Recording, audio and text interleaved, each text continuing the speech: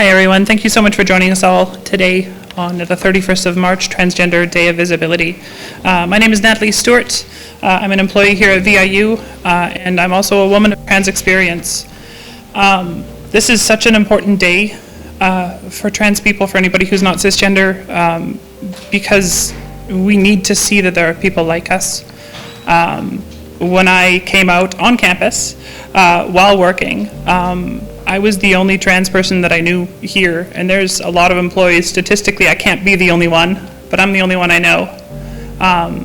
So we need days like this to show that we're not alone. You be as visible as you can, you fight as hard as you can, you want to be a nice person and, disarm folks all the time and even put,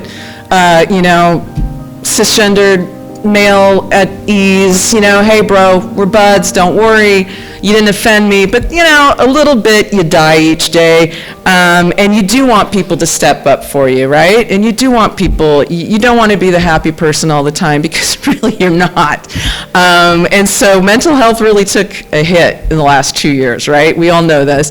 I think as we crawl out of that wreckage of isolation, just be kind, take a breath, take a moment. We're all amped up way too much. We've got a lot of pain to shed and share, and it just gives me so much hope and makes my heart sing to be in this room with you all today, and thank you so much for having me be a part of this. Visibility is important.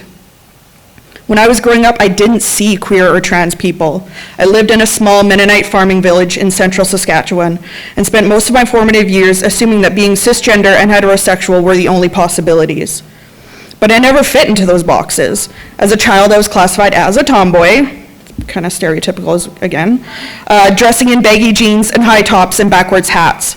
People mistook me for a boy, which felt better than girl, but still not quite right. In my preteens, I started finding girls attractive as well as boys, which I kept hidden and channeled into my art. As a teen, all of my girl cousins, who were pretty much my only friends, were gushing about training bras and periods, and I didn't get why these things were exciting. I was at war with a body that was betraying me, privately wrapping my chest in tensor bandages and electrical taping toilet paper into my underwear, which, spoiler alert, doesn't work well. As an young adult, I begrudgingly performed womanhood, wearing women's clothes and obsessively shaving my legs. But I would never call myself woman, and I cringed every time someone referred to me as miss or lady. As an adult, I did start to be exposed to more queer stories, made queer and trans friends, but I considered myself only an ally. I'd spent my entire life burying myself deeper and deeper in denial, a desperate attempt to keep myself safe the only way I knew how. And all of that time, I suffered. It started in childhood, feeling like I didn't make sense in the world, that I was wrong and broken. I believed I was a gruesome monster that it would be abhorred by society if ever found out. My mind withdrew its connection to my body, its only use as the unfortunate meat suit to carry my brain around.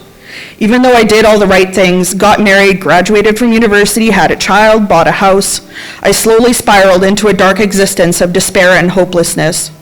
Just being perceived was an absolute nightmare, and severe depression was my constant companion. Being my true self simply wasn't possible.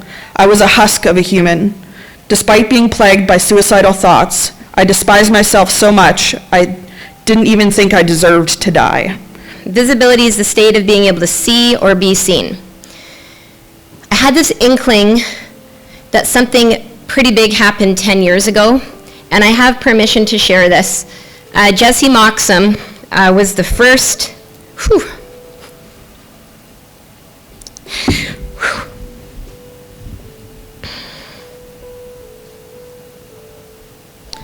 first transgender person that I ever met. And I saw him on Shaw Cable with a feature story by Kate Bergen. This young man, speaking about visibility, learned that he was transgender from Tyra Banks. Tyra Banks is a talk show host, if you don't know, and he grew up always feeling that he was male, dressing male, presenting male, interacting male. I believe his mother even wrote a letter to the school district to allow him to swim in the swimming pool with just his bottoms on because that's who he was. I met this young man, and I totally forgot that we actually, in a time where the lineups were so long for top surgery, that I've totally forgot about this, but we actually raised money for him through the Rod and Gun, because if we didn't, he wouldn't have been here today. Because people can't wait. To me, visibility, it's not just about raising awareness for the discrimination and the violence that we face as trans people. It's also about celebrating trans resilience and trans love, bodies and kinship. The trans community, we have a rich history enveloped in liberation, resistance, and community care for one another. And that history continues today, right here and right now.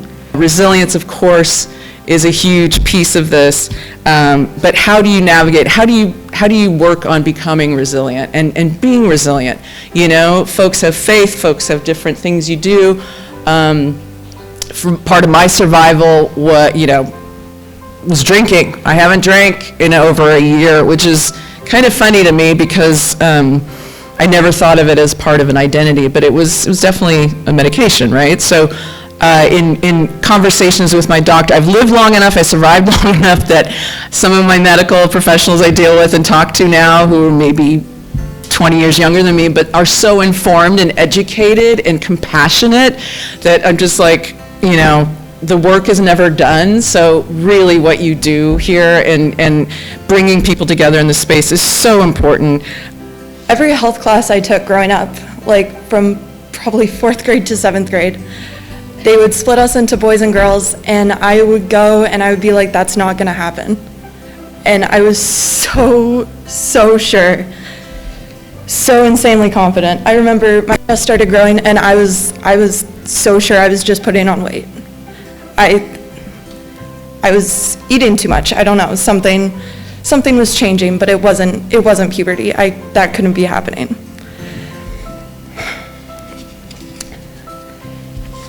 But yeah, one day in about 7th grade, I was proven wrong, and I was in absolute shock.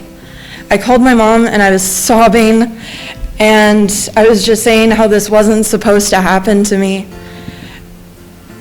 And I have never felt worse in my body. And that's still true to this day when that happens. I'm not in a great place. Looking back on it, that's quite clearly just maybe a little bit of gender dysphoria. Just a tiny bit.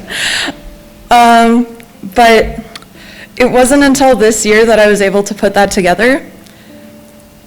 When I actually met other trans people who I became close with and saw myself in, then I was able to realize that I am a trans man and this is a part of me, and we are normal and we are human and we are here.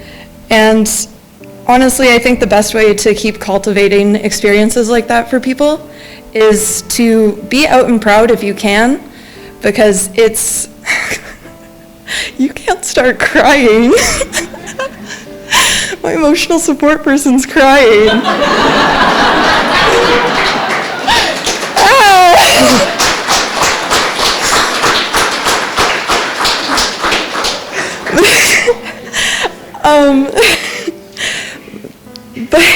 But the best way to create safe environments for other trans people is to be out and proud yourself if you can and want to, of course, within your own safety.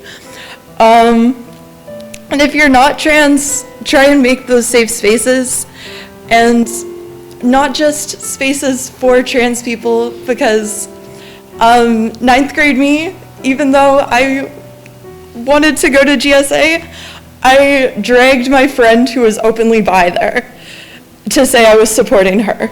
So you gotta make sure people don't feel outed by going to your safe spaces.